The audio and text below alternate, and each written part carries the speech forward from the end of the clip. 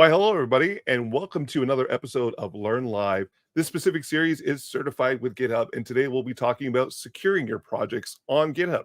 I'm Anthony. I'm a principal cloud advocate here at Microsoft, and today I'm joined with Joylynn. Joylynn, how's it going? Hi, Anthony. I'm doing great. I'm joining you from all the way from Kenya. All the way from Kenya. I'm all the way from Toronto. I'm rocking my Yeah. South Africa rugby jersey. Everybody wonders how I got that. Got it in Johannesburg a long time ago. Definitely wanted to represent Africa today, which is awesome. We have a lot of people in the chat from all over the world, which is exciting. We have India, we have Brazil, we have Portugal, we have so many places around the world. Please feel free to join in the conversation on the chat. It's really important that we hear from you in terms of what we're presenting today. Your input is so crucial to us to ensure that when we do episodes like this, we're meeting the needs of what you need to accomplish and providing you the information that you need to be successful. So, Joylynn, let's jump in. In terms of today's presentation, what we're looking at from a perspective on content will be also moderated on the chat online by Andrea, who is one of our Microsoft student ambassadors. And we do have other Microsoft employees joining in as well. But I wanted to call special attention to Andrea because she's volunteering her time to help us moderate the chat today. And like I said, this is live, this is interactive. Come on into the chat, ask your questions, provide your answers. We're going to have some questions to test your knowledge. We want to make sure that you're participating alongside us, learning alongside us in terms of how you're securing your projects on GitHub. Also, in regards to the series, as you know, today we're doing the securing projects on GitHub. There are upcoming sessions that are coming out as well. Faster development with GitHub Copilot on the 19th, manage your project with GitHub Platform on the 26th, and on June the 5th, available on demand, that broadcasted or was all live on June the 5th, building automation with GitHub, which is available on the Microsoft Reactor channel. And of course, we want you to continue your learning. And one of the great ways to learning is being challenged to learn. And that's the GitHub Challenge for Build. This is a very unique challenge that is specific to GitHub. This will help you in your pathway on your way to achieving certification. So what you would learn in the Learn modules based in this challenge will prepare you for the practice runs or the studying for your GitHub certification. It won't provide you the entire certification, or it won't provide you all the answers, but it will set you on the right path to achieve certification down the road. So, Joylynn, let's talk about the learning objectives that we're going to have today and what we're going to be talking about. You're going to hear the term GHAS, and GHAS is the acronym for GitHub Advanced Security. And we're going to talk a lot about its importance and how the solutions like secret scanning, code scanning, and dependent bot are integral to the GHAS solution. We're also going to look at CodeQL and how it analyzes code and provides you those instances where, hey, I've identified something that's an issue. You need to take steps to correct this. We're going to explore how GHAS can maximize your security impact. And we're also going to talk about how to understand GHAS's role in the security ecosystem. Remember, just securing the code is one piece of the entire puzzle for security. And ensuring that that piece is covered and adding the other security elements to it will ensure a full, robust solution when you're securing your organization from threats outside. All right, so let's jump into it, and we'll look at an introduction of GitHub Advanced Security. Joylynn, as a developer, is security top of mind? It should be. So maybe I can just ask you the same question. Like, do you deploy any security best practices whenever you are coding? I'll ask the audience the same question. So is it really important for you? So yes, the answer is definitely yes. So in my experience, a lot of the times it hasn't been because I participated in hackathons. I've also been able to participate with larger scale customers in terms of their practices and what they're trying to deploy and the code that we're creating. And a lot of times they provided us documentation in terms of these are our guidelines for any of the code that you're, even if it's inside of a test environment, we need to abide by this architecture. Now, the challenge for me with that is it's all manual. So it has got a list of requirements that's provided to me that I have to check off one by one to go through. And sometimes you forget something. And or you inadvertently it's in the midst of a hackathon, you're not really concerned about security at that point, and you put in the code, and somewhere down the line it ends up in production, right? And then, well, whose fault was that, right? And why weren't the guidelines followed? And is it easy to follow those guidelines because it is manual? Yeah, uh, for sure. I've actually been a victim of that as well. Uh, Being a developer previously in the previous life, I never used to actually put the best security practices. And I remember once one of my systems was actually compromised, and then I became curious. So how do we build more secure products? So just like my younger self, like I wish I learned more of secure coding. And that's why at least this session is very important on how you can be able to secure your projects on GitHub and the wonderful products that we have, GitHub Advanced Security, that can be able to help you secure your code base. So definitely, I've been in this industry for some time, and I've worked with developers. And in most cases, yes, developers don't have the security first mindset. So when you're talking about AppSec, it's very integral for us to talk about having the security first mindset, where we're integrating security throughout our software development lifecycle, because you don't want a scenario whereby you are getting to production and then you get hacked. Because normally when security vulnerabilities are found in production, there's usually some blame game that's happening. So we just want as much as possible to identify the security vulnerability from the developer workspace as much as possible before it gets to production. And as you can see here, the flaws in applications are actually consistently the number one attack vector for breaches.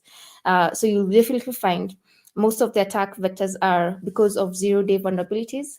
Zero-day vulnerabilities are because of dependencies that we're using. And then I'll give an example, like the XZ utils security vulnerability that was just announced. Was it this year? So for that particular XZ utils, so it's usually an open source tool and libraries for the XZ compression format, so which is used for high compression ratios within Linux, yes. So in this particular instance, what happened is they found a backdoor in the XZ lib version, which is version, I believe, 5.6.0. And what happens in such a situation? Because yes, this is actually like a zero-day vulnerability. So you have to always be on top of the of the news. Like, are all my components that I'm actually using, are they safe? Is there any zero-day vulnerability that has been released on it? So yes, so the state of AppSec is yes, is still behind the current state of development, and mainly because, as you've seen, developers and security teams have remained siloed. Most developers are not empowered with security knowledge in their everyday work, and there is a shortage of AppSec experts in to fill these security roles. So this has created a massive skill gap in organizations and a dramatic ratio of security to developer professionals, which is 100 to 1. So with the transition also to cloud native environments, our customers as well are shipping more frequently than ever. So we are pushing more products to production. And remember, we still have very few security personnel. So meaning that not everything can be reviewed manually, like by one, yes. So security teams are struggling to keep up with the pace of development and to optimize security at this ship frequency, resulting in mounds of security technical debt. So due to the vastness of actually these modern code bases, many organizations rely on multiple fragmented tools to provide scanning coverage. So you'll find that you're using this tool for this one. So sometimes it's very hard to consolidate everything into one place because you have a lot of noise. I can say noise because you don't know, like, if this tool is giving you some false positives, if this other tool is also giving you some input. So it's all a lot of noise, if I may say so. So these traditional scan-focused testing tools failed to provide results and insights to developers in an actionable way. meaning remediation actually remains a challenge across all testing types, with it often taking 6+ months in the average organization. So for you to actually address a particular security vulnerability, it takes a while.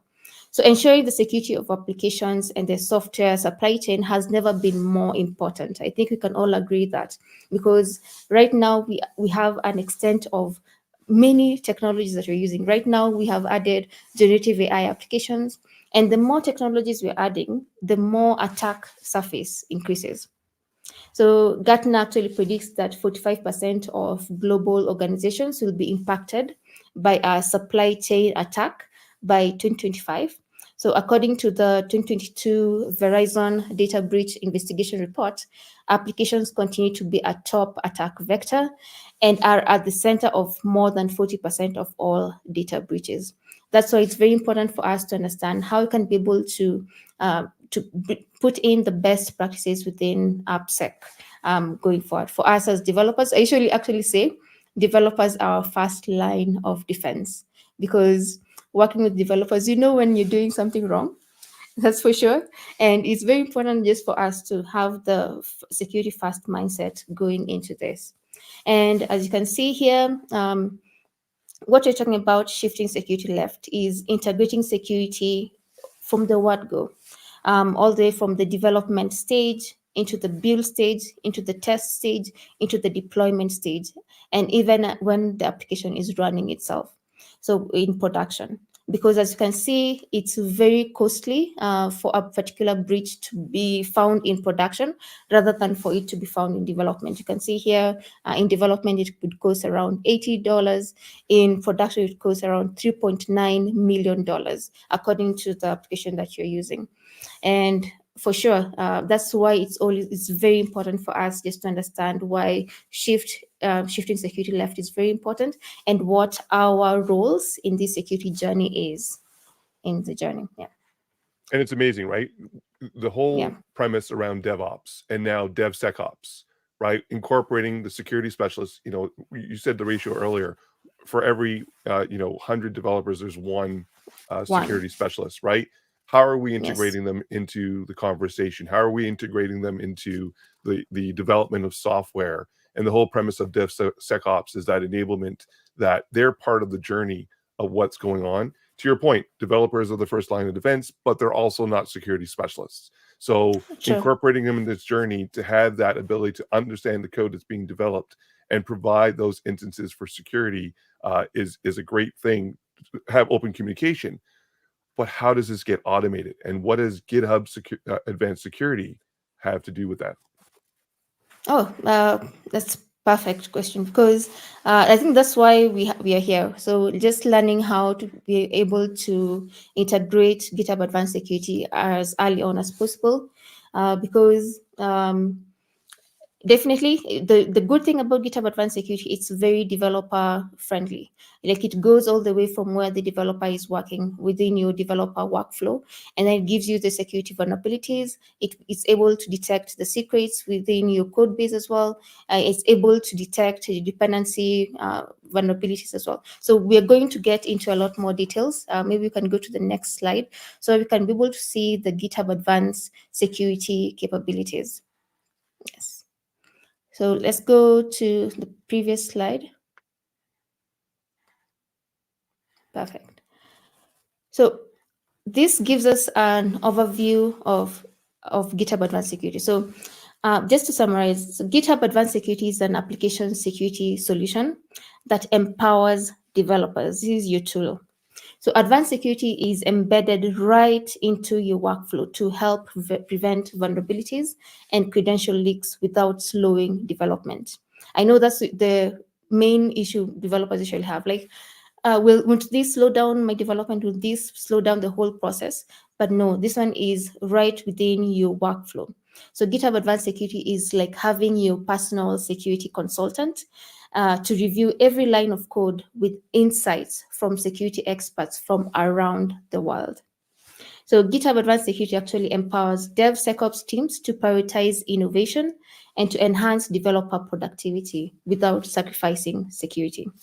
So we have several GitHub solutions that are available. You can see here in the first pillar, we have supply chain, and then we also have code, and then we have get into the development lifecycle. To secure the supply chain, find that 80% of an enterprise application originates outside. So that's what we call borrowed code. So we have third-party dependencies, we have open source, we have libraries that we are borrowing in, because it's very rare that we are actually coding from scratch, isn't it? Or Anthony, do you code from scratch? No, I definitely have my own code repositories that I use as a foundational when I'm building out my code. Yes. So you can imagine now, whatever you're borrowing into your code base, you are actually introducing the 80% of security vulnerabilities into your code base. So that's why securing the supply chain is very important. So we need to ensure that what we consume is safe and secure. And then we also need to make sure that whatever we are using with the code, you're securing the code that you are developing yourself. So even if 80% is borrowed code, 20% is still code that we've actually developed ourselves, right? So we have to make sure that it is free of vulnerabilities, and we have to make sure that we ensure that there are no secrets embedded in the repository that someone can use to access critical infrastructure. So that's what we talk about, secret scanning and code scanning within the code base. And then the last phase here, we are talking about integrating into every aspect of the development lifecycle. So you can connect to all GitHub events, push, pull, you can create a PR, you can merge, etc. So you can run different scans at different times as well. So it's more focused scans during developer PRs. So when you're trying to merge a PR and then you find security vulnerabilities, it will let you know that it has found this security vulnerability. So we'll get into a lot of all those details and show you how you can actually do it practically. And that's really cool because in branch protection, with the split branches that you'll have for your code, and even in historical, if it discovers something, let's say a password was hard coded, it will still notify you, right? It'll still provide you that, hey, this is a problem, even though it's in a prior branch that you should address. Yes. And is a rule of thumb, by the time a secret is already committed, it's already too late. So that one needs to be revoked as much as possible. And also just remove the trace of that as well, because in some instances, you'll still find a history of all those credentials, I mean, if you've removed a particular file. So it's very important to do that bit of cleanup as well. So we can go into the various, yeah. Yeah, I was going to say let's because we're getting a lot of questions on the chat in regards to, well, is this applicable to both public and private repos? Oh, yes.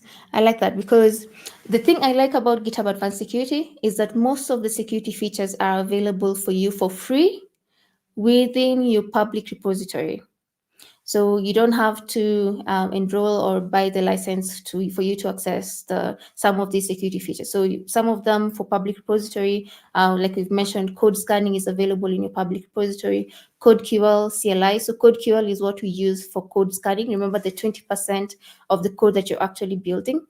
And then secret scanning, we detect the tokens, the credentials that are hard-coded or within your code base. It's available as well. And then you can also triage rules. You can create, we'll talk a bit about that as well. And then you can also do dependency review. So dependency review, remember, is the 80% of the code that you've actually borrowed into your code base. So all those are available within your public repository. But I'm very sure most of us are not only working on public repository. So if you have a private repository, you will need GitHub Advanced Security license in order for you to have all these security features. And definitely you can see here, private repository without advanced security, all these features are not available. But if you have GitHub Advanced Security within your enterprise, within your organization, you have all the security features available and a lot more as well. So really quickly, a great question in the chat. What are custom auto triage rules? So you can be able, yeah. Yep, please. Over to you. No. Yeah, if you can. Okay. So Thank when we're you, Ravi, yeah. for that question. Yeah. Yes. Thank you, Ravi, for that question. So custom auto triage rules, you can be able to create your own rules to check for any variant within your code base. So you can be able, I'll be able to show you as well going forward how you can be able to create your custom rules.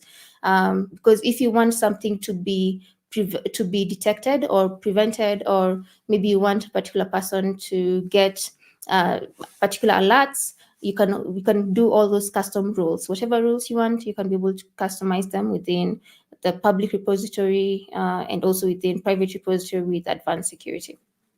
And what's great about it is the fact that you can create custom triage rules is that you have full control in terms of what you're looking for. So if there's something specific that you know will be a challenge in your code, you can set that, which brings us into our first knowledge check. And so this is the part of the live stream that we'll have question asked, and we'll ask everybody that's on the chat to answer the question.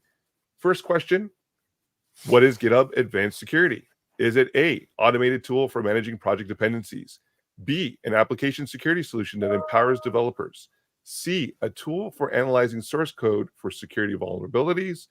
Or D, a platform for tracking the full impact of changes to dependencies in a project? We'll give everybody a minute. We already have a couple coming up saying B.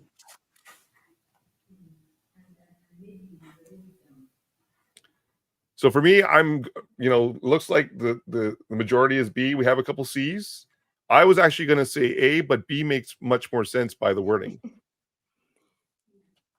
I would say,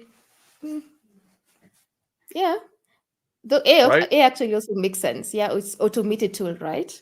Right, but because the way it's a security solution, right? So it's the entire solution as opposed to a specific. And the answer is B. We're running short on time, so we're going to jump ahead to now talk about configuring and using secret scanning in your GitHub repository. So let's get into detail. Secret scanning, what does it do for the developer? Oh, yes. I like that. So secret scanning is a very crucial security feature within GitHub Advanced Security. It's designed to identify and mitigate the exposure of sensitive information, so such as API keys and tokens within your code, source code. So this scanning process is essential for preventing unauthorized access, because remember, if someone gains access to your API keys and they already know the API endpoints, what else do you need? Like if you've not deployed any other security features on your APIs, then they can be able to gain unauthorized access and gain access to your confidential data. So secret scanning operates by searching for predefined patterns and signatures indicative of sensitive information, ensuring that potential security risks are promptly addressed. So by default, secret scanning looks for highly accurate patterns that have been provided by a GitHub partner.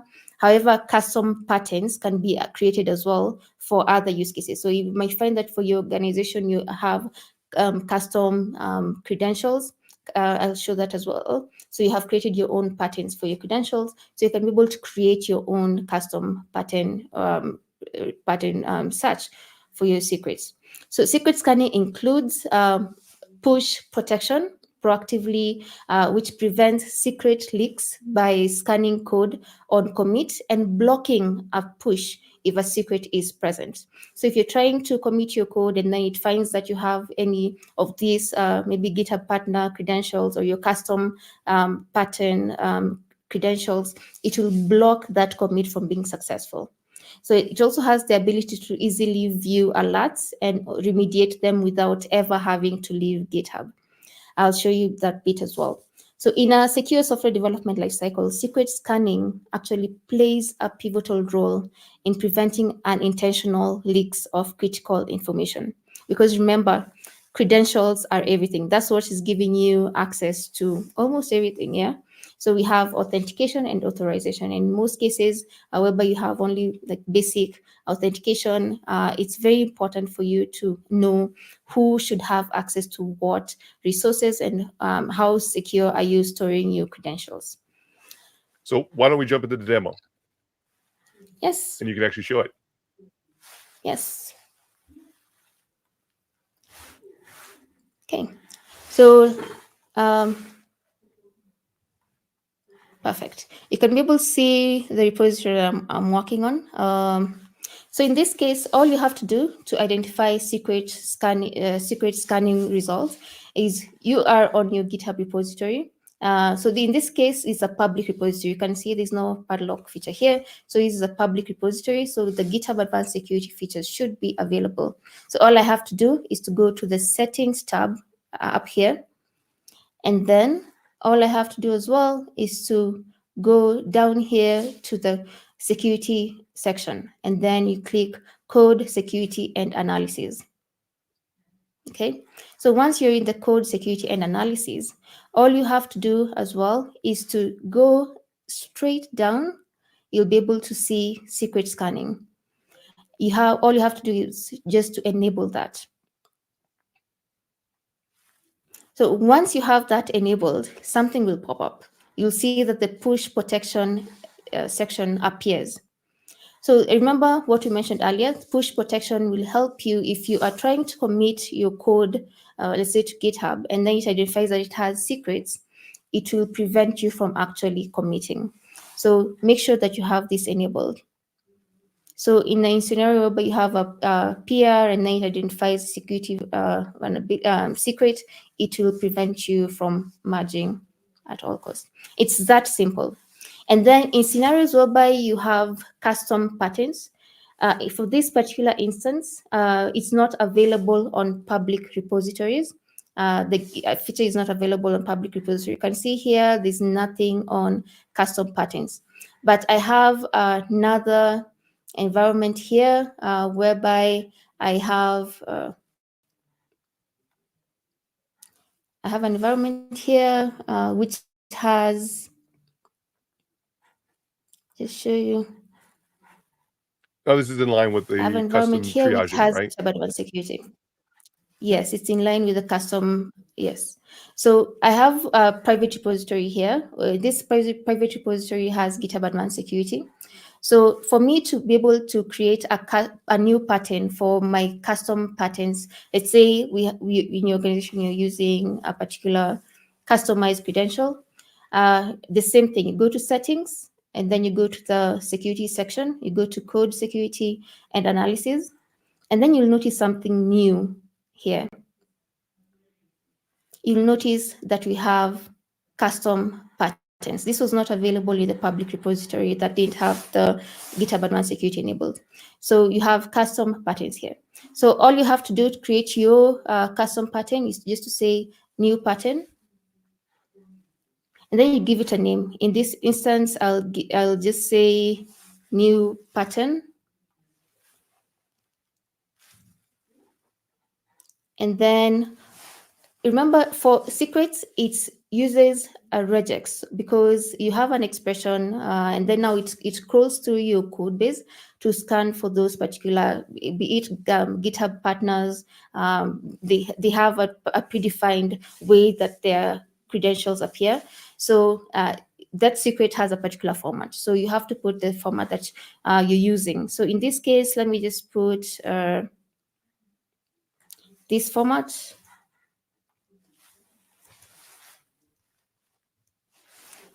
So you can see here, I'm giving it a name, my custom secret, and then it's looking through. So my secret has, it's available from A to Z in lowercase, and also has numbers, allowed numbers 0 to 9, and it's of length of 3. So you can see here by 3, it means that the credential length is 3. So in this case, let's try and see if it will be able to catch my custom credentials. So let's test it here. So it's finding matches, it didn't find matches. Can anyone say why it didn't find matches? So the reason why I did not find any match here is because I have defined the format as secret and there's no underscore here. So if I change this to an underscore, it has found a match. Okay, so all you have to do, this is just a dry run. So you just have to save the dry run. And then once it does that, it scrolls through your code base to find any secret that matches this particular format. And then once it's done, it will send you an email saying that it has gone through your whole code base and it has found this number of secrets that match this particular custom format. Okay. Yes, and that's all that you have to do. So remember, for you to enable secret scanning for your public repository, all you have to do is to go to secrets, settings, and then go to code security and analysis, and then scroll down all the way to secret scanning, and then enable that. And then also make sure that you have push protection enabled. So once you have that enabled, it will start finding security vulnerabilities, and then it will identify those security vulnerabilities within your code base. So for this particular instance, if I go here to security, I'll find the secret scanning results here under the security overview. In this instance, I have one secret identified. And then if I go here, it will tell me this is the file that is actually impacted, and this is the line of code that has the API token exposed. Okay. Pretty simple, right? Yes. You know what it's great about it is there's that offering that's available on public repos. And then if there's additional security requirements that are needed, especially if you're working for a large scale organization and you have a private repository, you can subscribe to GitHub Advanced Security. It provides you the custom triage capabilities and other functionality that you can enable inside of the private repo. Wow, time's flying fast. We're already halfway through our Learn Live session today. We're going to jump ahead to now talking about Dependabot and how to configure the Dependabot security updates on your repo. The exciting thing about this is another automation tool that's available. Take us through it, Joylynn. What does Dependabot do for us developers? Okay. So remember I mentioned, like, for the code base that we are using, 80% is actually third-party components and libraries that we are borrowing into, that we're using, right? So this is what we're talking about, supply chain security, because we have all these tools that we are borrowing in. So how do we make sure that all of them are up to date, or they don't have security vulnerabilities? So Dependabot comes in here. So Dependabot is an automated dependency management tool responsible for keeping projects' dependencies up to date. So it regularly checks for updates to libraries and frameworks used in a project, and it automatically opens a pull request to update dependencies in their latest secure versions. Isn't that amazing? So it does the work for you. It creates a PR for you so that you can be able to go in and update the dependencies to the latest versions. Now I'm thinking, you know, it creates the PR for you, but you still have the ability to review the PR before you commit, right? Yes, you do. So there's still So control in the hands of the developer. yes. So actually, Dependabot uses the dependency. We have another component called the dependency graph and the GitHub Advanced Advisory Database to provide three features. So Dependabot provides the three features, which include Dependabot alerts. So Dependabot alerts notifies you about vulnerable dependencies, including a link to the affected file in the project and information about the fixed version. And then it also gives you another feature for security updates. So this one automatically updates or generates a pull request to update the vulnerable dependencies. And then the last feature the Dependabot has is version updates. So it automatically updates supported packages used by your repository on a schedule you configure. So if you want this to be configured every 1 week, like for me, I do it weekly, so that if any of my dependencies are vulnerable, it gives me a version of them, so that from the version up breakdown, I can be able to know which of these versions are actually vulnerable. Yes, and I can be able to go in and update them. Well, let's take a moment now and we'll jump into the demo and you'll show us how we do it, how it's enabled and how it affects the code. Perfect. Thank you. So for this one, it's quite simple. So all you have to do, by the way, this is, again, we've gone back to our public repository and we're still going back to the settings tab and then going back to the code. Wow, 1 second. Let me switch profiles. So, and then you're going back to code security and analysis. So when you're here, all you have to do is to enable dependable alerts. Make sure that this is enabled. Dependency graph should be enabled, is always enabled for public repositories. So dependency graph, you may have to make sure that it's always enabled. So if you're working on your private repositories, make sure that this is also enabled. So the good thing about dependency graph is that it will give you an overview of all your dependencies and your dependents and the versions and their security vulnerabilities. And then now all you have to do for dependabot is to make sure that dependabot alerts is enabled. All you have to do is just to click on that button and it should be enabled. Okay, so verify also that in the dependency graph that it's found dependencies for. So make sure that you have this enabled and this enabled. Those are the two main features that you need to enable. So for dependency graph, when you want to see the overview of your dependencies, all you have to do is to go to Insights and then Dependency Graph. So dependency graph will give you all these details. It will tell you that we have these particular vulnerabilities that are critical. You need to update to this particular version, and this is the file that is actually affected. So it gives you all this breakdown of all the dependencies. Okay, and then another important thing that you can be able to do as well is to export SBOM. So SBOM is very important because it gives you a breakdown of the software bill of materials. You have very many projects, I'm very sure, and we've said, like, for one project you are borrowing 80%, right? So how do you keep track of all the other projects that you have? Like, so it means that you have to have a software bill of materials. So this is just an inventory of all these dependencies that you have, because you need to know which ones are actually vulnerable and their versions as well. Okay. So you can be able to see here that we've enabled Dependabot, and then it has created a PR. Remember, we mentioned that one of the features is that it will create a PR for us. So all I have to do is come to this PR and see, okay, so what does Dependabot want us to do? So just So to in this interrupt for case, just a in this second. PR. Oh, sorry, really quickly.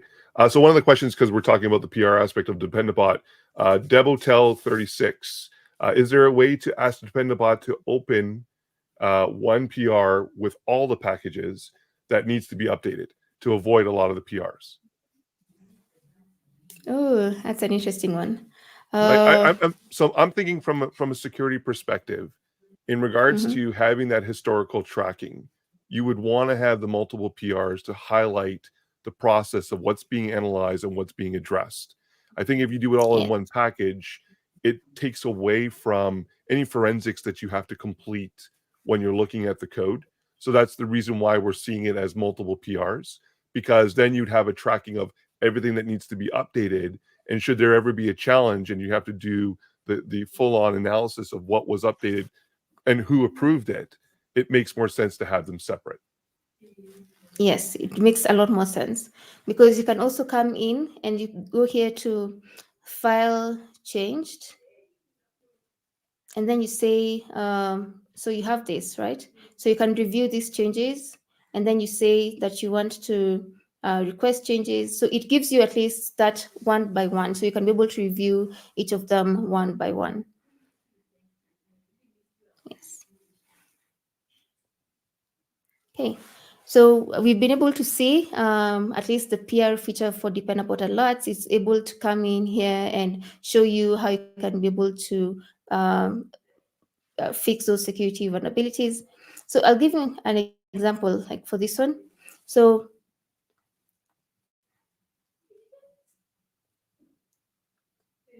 okay, so for this instance,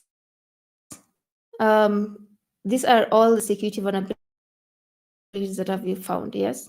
So since we enabled Dependabot alerts, from the security overview, you'll be able to see these are the Dependabot vulnerabilities that have been found. You can be able to see the severity. You can go to each of them. And then you can also dismiss that alert. So in some instances, you can say, yes, so this one, a fix will be provided, a fix has already been started. There's no bandwidth to fix this. So you can be able to triage each of them one by one. So the good thing with dependable alert is that it gives you as well the summary of the security vulnerability and the severity, because in security, everything is given by severity. So it can be critical all the way to low or informative. And then it gives you a proof of concept that actually that is a true vulnerability, because in some instances there is the false positives and then there's the true positive. So this instance at least is giving you a proof of concept to show that it's actually a true vulnerability. And then it gives you further analysis, and then it tells you how you can be able to fix that. So that's just a breakdown of from the security overview, because it's very important for you to see, okay, so this is what I need to do to fix these security vulnerabilities. Okay. Excellent. Let's flip back to the slides and we're going to jump into the next knowledge check. So the next knowledge check, when is a Dependabot alert generated? Is it A, when a new advisory is added to the GitHub advisory database or the dependency graph for a repository changes? Is it B, whenever a pull request attempts to merge changes into the main branch that contain no dependency changes? Or is it C, whenever a new vulnerability is removed from the GitHub advisory database? Answer in the chat. Oh, Jay Brown is first with B. And we have a lot of B's coming in. Oh, we do have an A, couple A's, couple B's. Looks like B is the majority. Mm-hmm. So the answer here is A. Is actually A. Yeah. So I understand why most people would say B. So B says whenever a pull request attempts to merge changes into the main branch that contains no dependency changes. Remember, that's just a component of Dependabot. Okay. So a Dependabot alert is actually generated whenever GitHub Advanced Security advisory is available. Because remember, we have all these dependencies, and all of these dependencies probably we have zero-day vulnerabilities coming every so often. So that's why we have the GitHub advisory database that's always scanning those dependencies for security vulnerabilities. So that's when it will be able to generate that Dependabot alert for you. Everybody has been learning so much today. Joylynn, I can't thank you enough for the expertise that you're providing us. We're just over 15 minutes left of the session. Next up is code scanning. And then after that, we have CodeQL. And then we're going to be talking about the vouchers. So let's start off really quickly on code scanning with GitHub CodeQL. Perfect.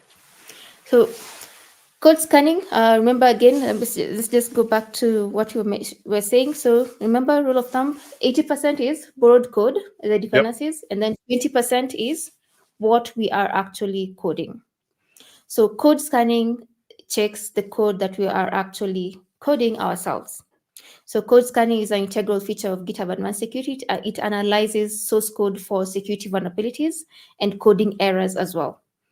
Because remember, you have security best practices whenever you're coding. So it may not be a vulnerability, but it should give you the coding errors as well.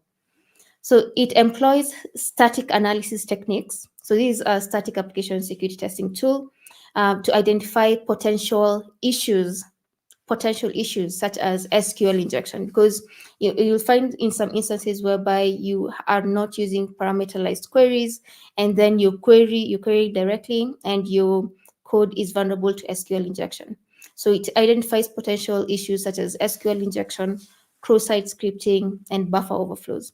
So by providing automated feedback directly within the pull request workflow, as I showed you, so code scanning enables developers to address vulnerabilities early in the development process. So even before you're able to merge it, it tells you that you have these security vulnerabilities, so you can be able to fix that line of code. So code scanning, it enhances the overall security of a software development project by identifying and addressing security vulnerabilities in the code base before they reach to production. So remember the chart that we had earlier around the development stage all the way to production, whereby it's a lot more expensive to fix security vulnerabilities in production rather than in development.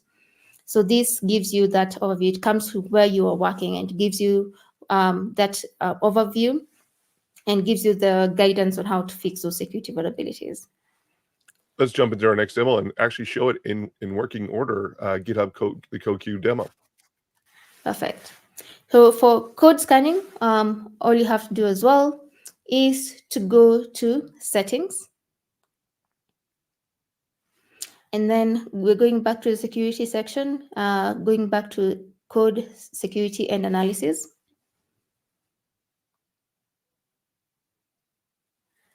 And then we have a section here for code scanning. So all you have to do, by the way, for this, you can be able to use other tools as well. So you can use CodeQL. So CodeQL is the one the GitHub Advanced Security has, but you can also be able to use other third-party code scanning tools as well. You can explore the various workflows that are available. So in this case, we'll use GitHub Advanced Security CodeQL. All you have to do is go here to setup. You can use the default configuration. So this one, what it will do, it will identify what programming language is being used within your code base, and then it will create that workflow for you. So all you have to do as well is now to enable CodeQL. In instances where you have more advanced configurations, you can be able to come in and customize. So once you've set up CodeQL, it will automatically start scanning. Okay. So once it has completed scanning, so one thing that you need to know is that it will actually create a file for you.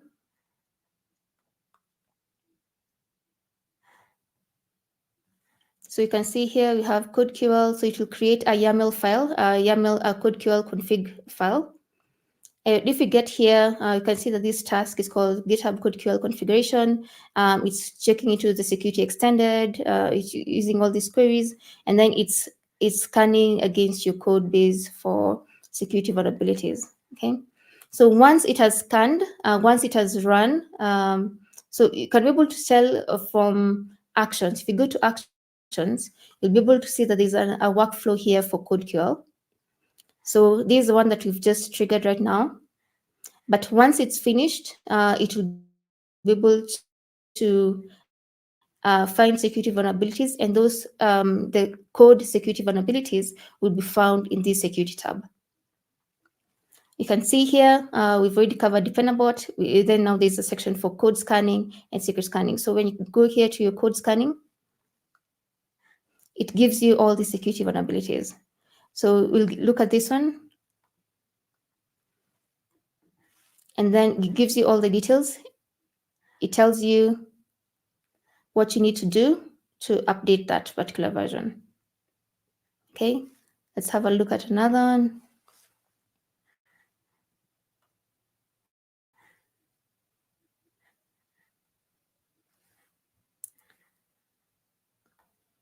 So you can still see like the effect of that particular security vulnerability is a lot more. You can see the severity is critical. So that means a lot of your assets will be affected. So in this case, it tells you that you have this particular busy box at this particular version, which is vulnerable, and you need to be able to update it.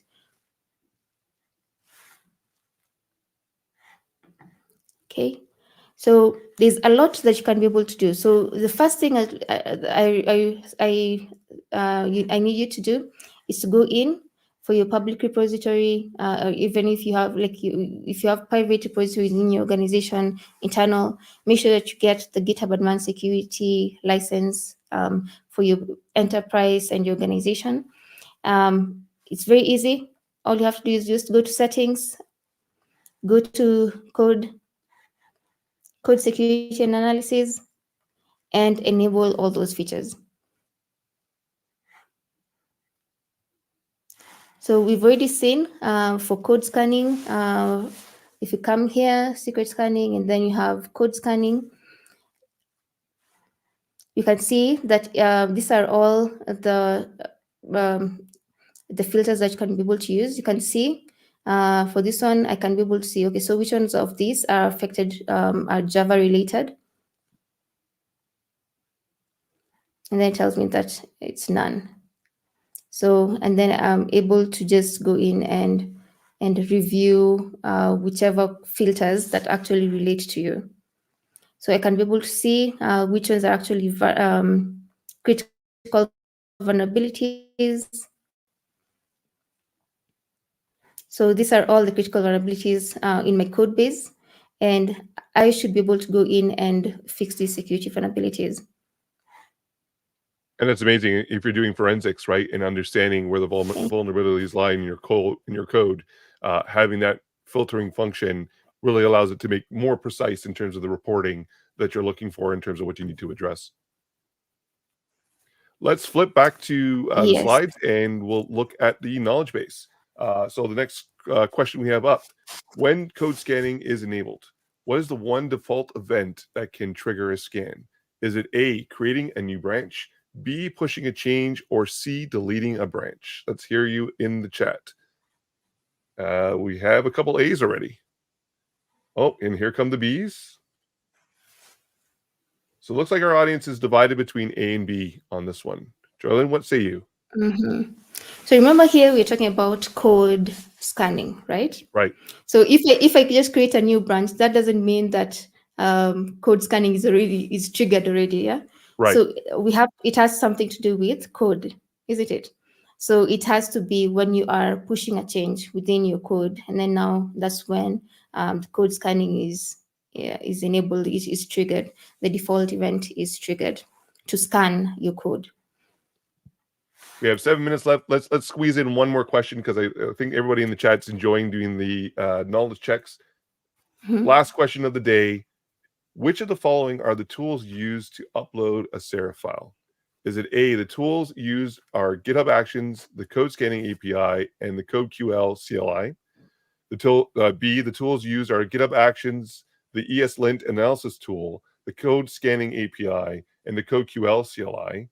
Or is it C, the tools used are partial fingerprints property, GitHub Actions, the Code Scanning API, and the CodeQL CLI? This one's a trickier one. Yeah, it's a very tricky one for. And looks like the majority of the chat is saying A. We are getting some B's and C's, but there are a lot of A's on here. Okay. So in this instance here, it is A. The tools used are GitHub Actions, the Code Scanning API, and the CodeQL CLI. Yes. So in this instance, we've shown you GitHub Actions because you can see here from Actions, it created a workflow for CodeQL. And then you can see here, it was actually the one that we just enabled is successful. If you go in, you can see that the job was actually successful. And then it identified that we're using Java.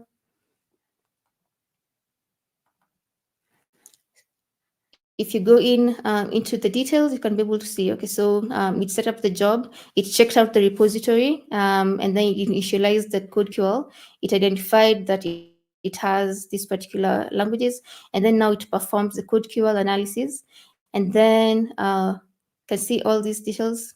And then now, after in the CodeQL analysis, you can see here, it's checking out that particular version, and then it's scrolling through to find all these. So it's extracting Java, and then it's finding all these metrics. Yes, and then now after it's done that, it posts those findings in security overview, code scanning. So that bit of CodeQL CLI, whether you can be able to use CodeQL CLI within your endpoint, and then you can query from your command line.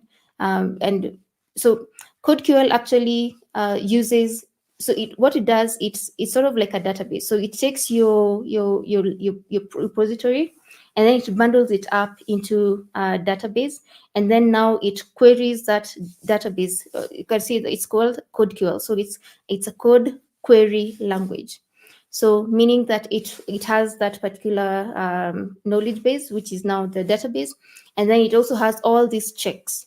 Just the same way, like when we mentioned secret scanning, it has all these checks against like the regex or the formats. So it checks against all this the database for any security vulnerabilities, be it for each of the best practices and also the vulnerabilities, as we mentioned earlier, like SQL injection, cross-site scripting, all those injection attacks that are targeting. And then now it gives you all these recommendations according to the GitHub Advanced Advisory database, so that you can be able to fix those security vulnerabilities. Let's flip back to the slides. Joylynn, thank you very much for your expertise today. This is a great way to start your learning around GitHub Advanced Security. We covered code scanning. We covered code scanning with CodeQL. We covered Dependabot. We talked a lot of the automation tools that are available. Developers, as you said, are the front line to security. These are the automation tools that make it available to you to provide you instances of where the deficiencies lie and the remediation steps that you take in order to safeguard your code. As we said earlier, continue your learning with the GitHub Challenge for Build. Go through here, aka.ms GitHub Challenge Build, to continue your learning for your certification status. There's also a free certification study plan that's available. Take advantage of this. This provides you, grab the voucher, set yourself a timeline for when you're going to schedule the exam, and then use this to plan out how do you study for the exam? How do you prepare for the exam? This today was a great introduction, a lot of information that was shared, but taking it to the next step and planning for that timeline as to when you're going to go and pass your exam. All right. Are we ready? Joylynn, are you ready? Very ready. No, very ready. All right. So here's the code for the voucher for the fundamentals exam for GitHub certification. Quick reminder, it is only available to the first 500 respondents. So there are 500 vouchers available. Limit of 1 voucher per person. This offer is non-transferable. You cannot give it to a friend. You have to register it for yourself. The offer on this voucher ends on June 27th. Very last thing, if you already received a voucher from the last session, there is no need to get another one. You only have the one availability for the GitHub Fundamentals certification, and again, non-transferable. So if you're looking into the instructions, here's the instructions on how to take advantage of the voucher. I'll let you do a screen grab here because we are 3 minutes away. If you have any questions inside of the chat, let us know. Again, there is a limit. We only have 500 vouchers, so it is first come, first serve. So go in and register. Again, non-transferable and only available for the GitHub Fundamentals certification. Joylynn, we have 2 minutes left. If there's one last piece of advice you can share for GitHub Advanced Services, what it would be. Oh, you're on mute. So from a developer security perspective, I would say security is everyone's responsibility. And it's very important for us all to know that we have a stake in this, because I don't know if you've seen all these security vulnerabilities that are going around. So we have a stake in this, just to make sure that we are identifying them as early on as possible. Please, if you need any more guidance, you can always reach us. You can connect with us on our socials, and we are happy to help as well. Joylynn, thank you very much for your time and your expertise today. As you said, security is everybody's responsibility. Go out there, continue on your learning, and we'll see you on the next Learn Live.